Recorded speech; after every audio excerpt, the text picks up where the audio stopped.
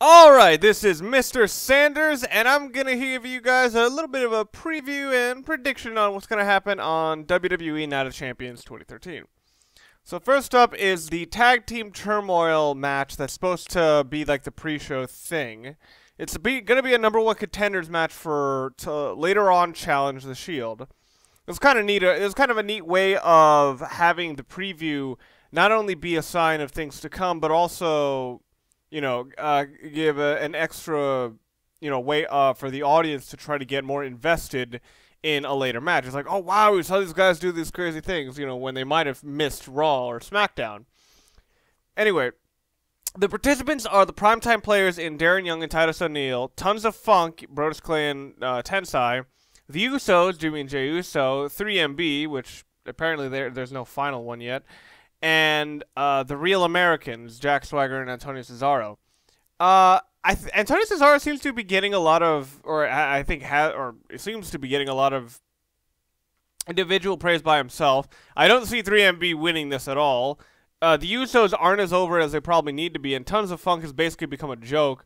And primetime players basically recently became babyface, so they actually are seemingly in the best position to actually do this. So I'm thinking primetime players are going to walk out the #1 contenders. As for the later match with the Shield, Shield have become much more important because they are being used in Triple H's little corporation or administration or whatever they're calling it. So I don't really see them quite splitting up yet. So, and because of that, I think they're still going to be in positions where they have to have some kind of benefit to them. Otherwise, eventually they'll get sick of it and just get annoyed at Triple H and his regime. So I'm thinking the Shield is going to retain. Anyway, next up, or I guess shit on the actual card, well, besides the Shield and tag team match, would be another Shield member, Dean Ambrose versus Dolph Ziggler for the United States Championship. Again, by my past logic, I would go with Dean Ambrose winning to, more reinforce that people with Triple H are getting some, And I think they've kind of been dropping the ball with Dolph Ziggler, because I swear, it seems like every week on Raw, he loses every single time. So, yeah, I don't see him winning here. Next up is AJ Lee versus Natalya versus Brie Bella versus Naomi in a fatal four-way match for the WWE Divas Championship. They might actually go with Brie or Naomi if they want to fucking try to get more attention to that E-show, whatever that is. But I don't know. It doesn't seem like the Divas division is good enough at all for anything. So I don't really know. I'm guessing AJ is actually going to retain. Now for the 3 matches that I actually think are going to be pretty enjoyable in this card.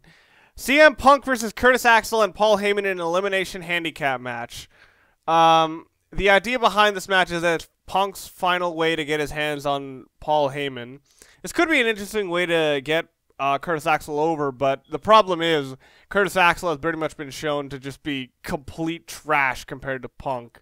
So this is really just a holdover feud.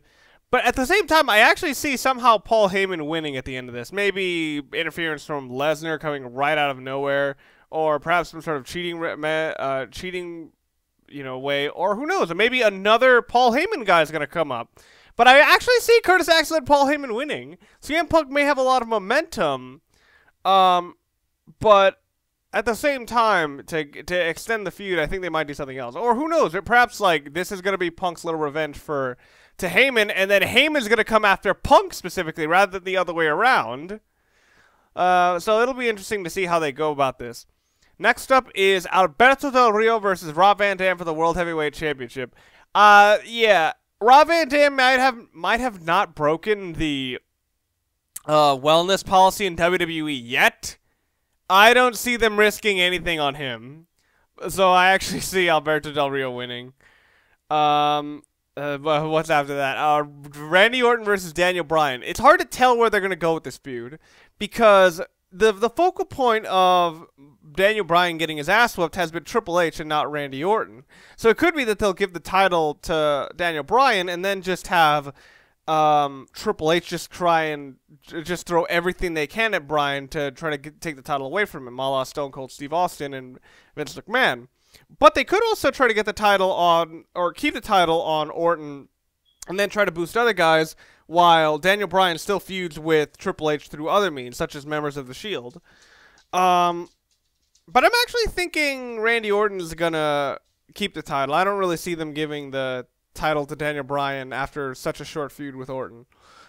But anyway, that's what I think is gonna happen at Night of Champions. What do you think is gonna happen? Be sure to comment down below, and stay tuned because tomorrow I'm gonna try to review Night of Champions. So see you guys then.